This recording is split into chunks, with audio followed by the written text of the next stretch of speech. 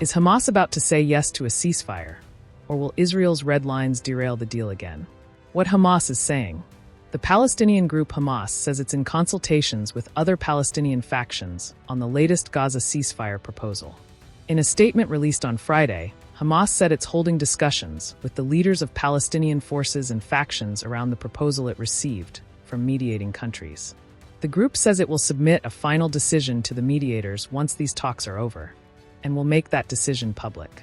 A source close to Hamas told Reuters that the group is asking for guarantees that the United States-backed ceasefire proposal must lead to a real end to Israel's war on Gaza and prevent Israel from breaking the truce and resuming attacks at will. Trump's message. U.S. President Donald Trump says he expects a response from Hamas soon. He's due to meet Israeli Prime Minister Benjamin Netanyahu on Monday. Speaking to reporters, Trump said, "We'll see what happens. We are going to know over the next 24 hours," when asked whether Hamas had accepted the deal. He's calling it a final proposal for a ceasefire. Has Hamas agreed to the latest framework for a ceasefire and hostage deal? We'll see what happens. We're going to know over the next 24 hours. What's happening on the ground? Even as ceasefire talks continue, the situation in Gaza remains dire. At least 27 Palestinians have been killed by Israeli forces since dawn today, according to medical sources speaking to the media. 5 people were killed near an aid center north of Rafah, in southern Gaza.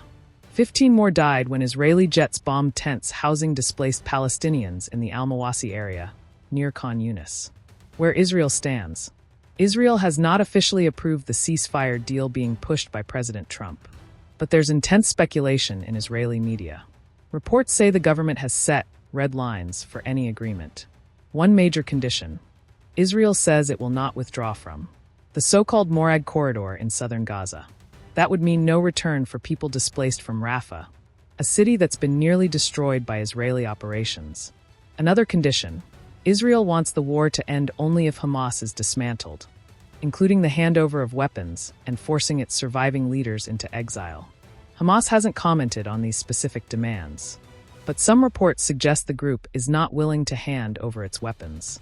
This is the 22nd month of Israel's war on Gaza, and this could be the closest both sides have come to a major ceasefire in months.